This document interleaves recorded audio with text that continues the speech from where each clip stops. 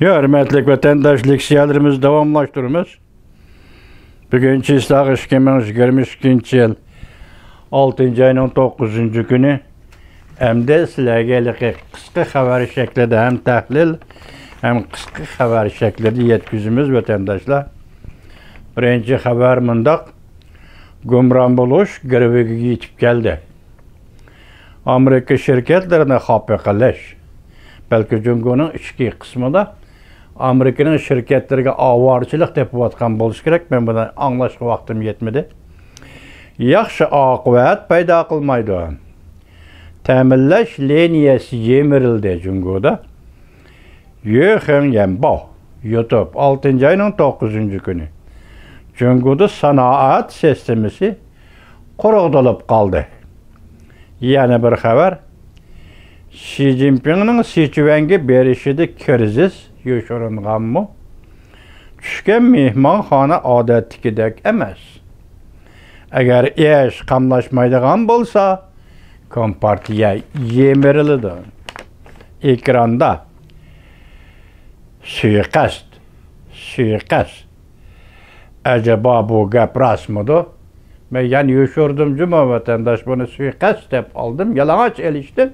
Suiqasd deb aldım. Ekranda ko'ringani suiqasddan saqlanish. Acaba bu gap rostmidi? Ümit Sadası Televiziyası YouTube 6. ayının 9. günü. Moşu leksiyaga çıkıştım 1 saat ilgari. Yani bir haber. Bek echinishlik bo'ldi. Shenzhen shahrida işsizlik dolqini ko'tarildi. 2 milyon kishi ishsiz qoldi. Nimaga taynib jon boqdi?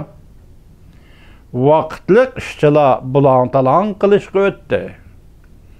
Yuqumliq virusni qo'shganda sharoit texmo nacharlashdi. Odatdagi kishilarning hayotlikni saqlab qolishi qiyinga to'xtaydi. Yer shari bo'ylab nazar. Torbiti YouTube 6. ayının 9. günü. Rossiya ve Ukrayna urushi jiddiyleşti. Jungo Çavşan hareket qilishga boshladi. NATO, Koriya, Yaponiya tez inkas qaytirdi. Komünist banditni yo'qotadigan cho'ng tor tashlandi.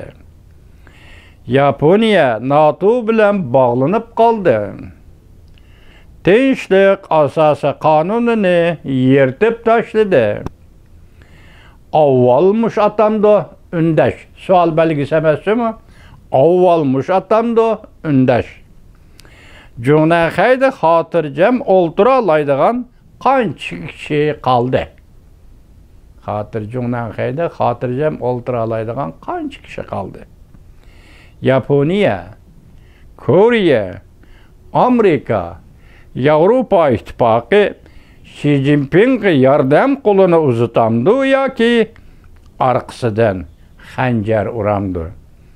Maşan haberleri 6. ayının 9. günü YouTube. Şununla bununki maşan haberleri okup baktım, anlap baktım, anlasam deydi ki bunun ilaki Xi Jinping'e Amerika, Avrupa, Yaponiya yardım qo'lini uzatamdı degan ma'nosi nima ekan desa hozir Muşu devletler birleşip G'arbiy Tinch okean rayonida Yaponiya ve Tayvan bo'g'ozi atrofida vaziyat jiddiyleşti. Şununla münasebetli kaldı hazır Jungo hükümeti devletinin ichki qismida tizginlashni kuchaytirdi. Bu degani Amerika, Avrupa yardım qilamdi degani ekan. Asli ma'nosi yana boshqacha gapda. O tizginlamdi, tizginlamamdi, tashqi vaziyat nima bu munosabatlarni aytgani Jungoning odati o. Qo'rqanchoqlik, bostirish, qo'rqanchoqlik. Hozir Jungoning ichki vaziyat haqiqatan shundoq. Nima dedingiz? Mamlakat tuvandan yuqorigacha jasuslarga pul berish 100 ming yuan yuqorisi, tuvani 10 ming yuan o'zaro bosh qilish. Bu demek endi Jungoga yetib keladigan ommaviy diktatura, Alamallah diktatörüsü. Kanun yok. Devlet yok. Tertip yok. Alamallah diktatörüsü. Muşundaq peyti hazır casusla karıştırış bahanesi da ammaga yaki bir adamga karma karşı kılıp koyuyor. Muşundaq ahvalda en dehşetlik bulduğunu yana müstemlik Uyg'uriston vatandaş. Birisi bilan o'shlashib qalsa, ya birisi bilan birisi qo'rqonchoqqa aylanib qalsa, yoki boshqa maqsadda uni dedi, buni dedi deb chaqimchilik qilish bilan davlat boshqarish har bir odamni ehtiyotchan, gap qilolmaydigan holga tushirib qo'yish. Bu Xitoy Xi Jinpingning o'ylab topgan davlat boshqarish usuli bo'lib qoldi vatandoshlar. Ondan keyin Ma Shangxinning leksiyasida Yaponiya asosiy qonun tinchlik bilan tinchlikni himoya qiladigan asosiy qonunni yirtib tashladi yoki bosib chiqdi dedi. Endi Madrid 6-oyning oxiri Madriddagi NATO yig'ini ya'ni nimalar deyiladi? Shu vaqtda diqqat qilib bu Ma Shangxinning mushu so'zini shu vaqtda 6-oyning oxiridagi Madrid NATO yig'inida isbotlaymiz vatandoshlar. Bugungi muhokama vaziyat va muhokamaning birinchisi tugadi. Endi hozir ikkinchisi so'zlaymiz vatandoshlar.